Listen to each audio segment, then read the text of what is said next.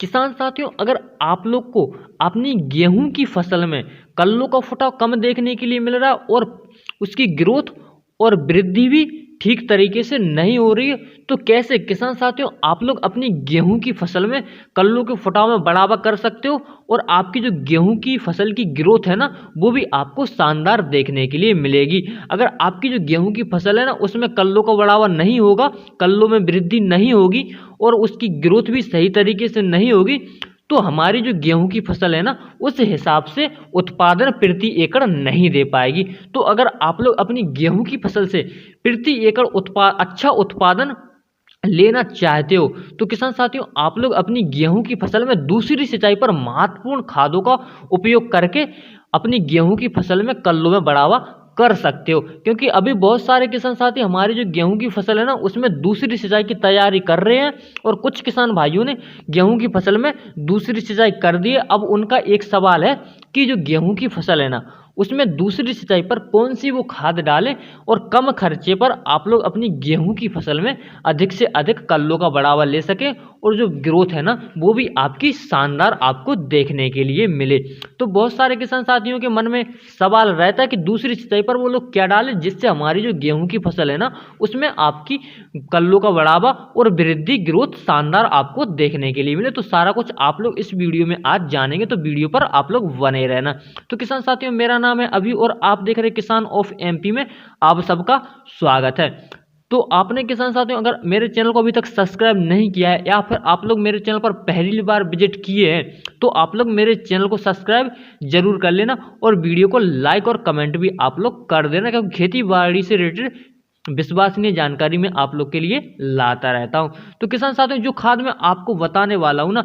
इससे आप लोग की जो गेहूं की फसल है ना, इससे 100% आपकी जो गेहूं की फसल में कल्लों की वृद्धि होगी और ग्रोथ भी आपकी शानदार देखने के लिए मिलेगी और प्रति एकड़ आपकी गेहूं की फसल से अच्छा उत्पादन आप ले सकोगे। तो किसान साथियों, अब हम बात करें कि जो गेहूं की फसल में सिंचाई रहती है, तो दूसरी सिंचाई आपको कब करनी चाहिए। तो गेहूं की फसल में जो दूसरी सिंचाई रहती है, तो पहली सिंचाई के आप लोग 20 से लेकर के 25 और 30 दिन बाद आप लोग अपनी गेहूं की फसल में कर सकते हो। गेहूं की फसल में दूसरी सिंचाई आपको देर से नहीं करनी है, क्योंकि हमारी जो गेहूं की फसल रहती है ना, उस समय बढ़वार पर और ग्रोथ पर वो रहती है और उस समय हमारी जो गेहूं की फसल है ना, पानी और उसमें खाद मिल जाता है, तो हमारी जो गेहूं की फसल है ना, उसमें लगभग सभी पोषक तत्वों की पूर्ति हो जाती है, जिससे हमारी जो गेहूं की फसल की आवश्यकता होती है, जिन पोषक तत्वों की आवश्यकता होती है वो मिल जाते हैं। तो हमारी जो गेहूं की फसल है ना, उसमें शानदार आपको ग्रोथ और पैदावार देखने के लिए मिलती है, क्योंकि कल्लों का फुटाव अधिक से अधिक होगा तो पैदावार में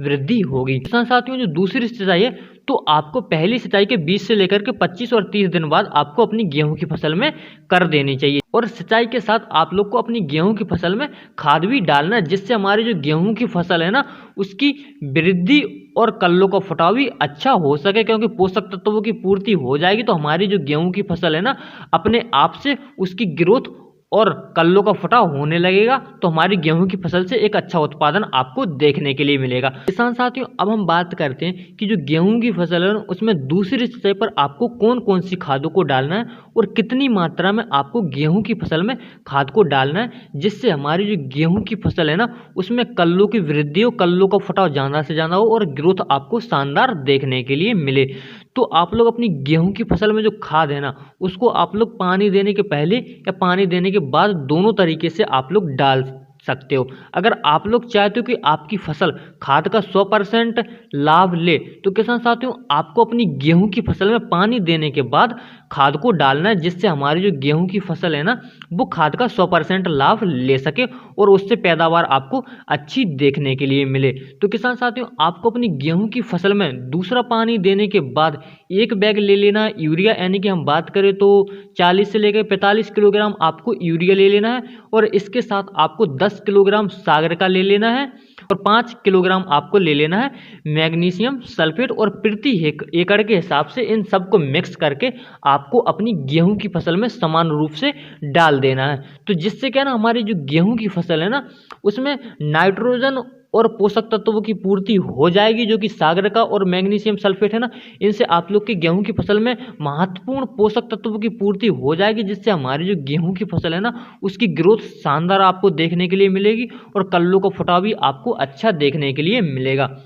अगर आपने अपनी गेहूं की फसल में पहली सिंचाई पर आपने सागरिका का इस्तेमाल कर लिया है, तो अब की बार आप लोग को दूसरी सिंचाई पर 6 किलोग्राम आपको ले लेना है जिंक सल्फेट 33% वाला, और 3 किलोग्राम आपको ले लेना सल्फर 90% वाला, और यूरिया के साथ मिला करके आपको अपनी गेहूं की फसल में प्रति एकड़ के हिसाब से आपको अपनी गेहूं की फसल में डाल देना है। इससे आपकी जो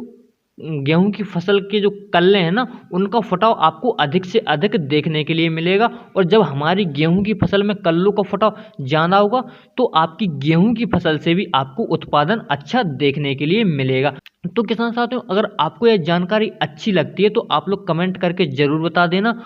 और आपने अभी तक मेरे चैनल को सब्सक्राइब नहीं किया तो आप लोग मेरे चैनल को भी सब्सक्राइब कर लेना, क्योंकि खेती बाड़ी से रिलेटेड विश्वसनीय जानकारी मैं आप लोग के लिए लाता रहता हूँ। तो मिलते हैं दोस्तों किसी अगली वीडियो में।